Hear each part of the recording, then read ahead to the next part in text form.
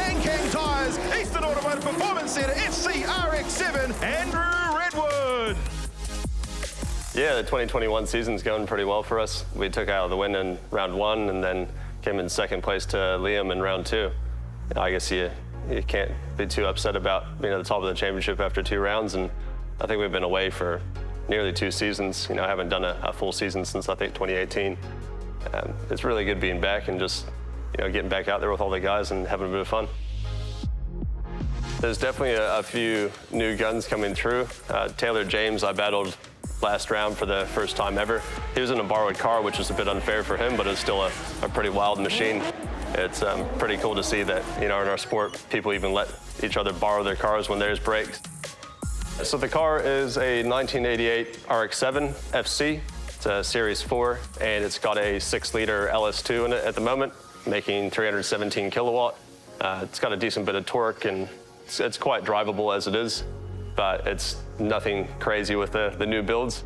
I think we're probably gonna be changing that in the off season. We had a pretty cool race motor previously for it, and that put out some decent punch, but we took it out before it went overseas to Europe for drift shifters, which of course COVID came around and killed it all. So we put this little LS2 in it just to putt about in, and yeah, I think we're gonna do some big changes after this season's done. Yeah, the first round of D1NZ went really well for us.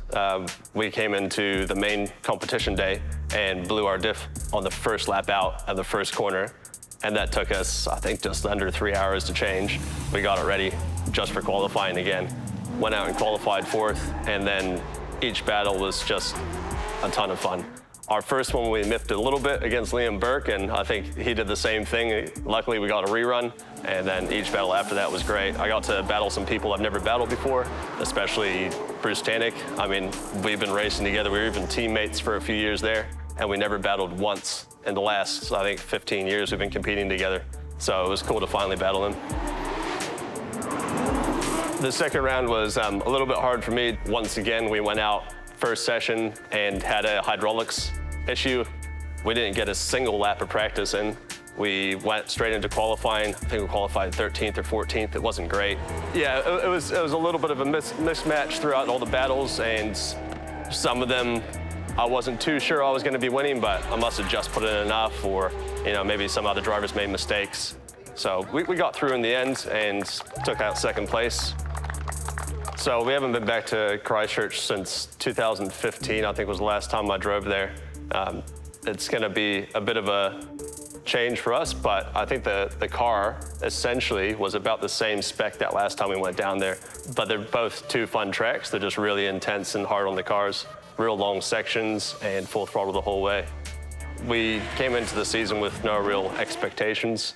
So my whole goal was just to go out there and have fun and put on a bit of a show. You always want to be #1 at the end of the day. You don't enter a competition to finish last, but I just want to go out and have fun, and I hope that I don't have any more mechanical breakages because the first 2 have actually just been my fault for not doing things right.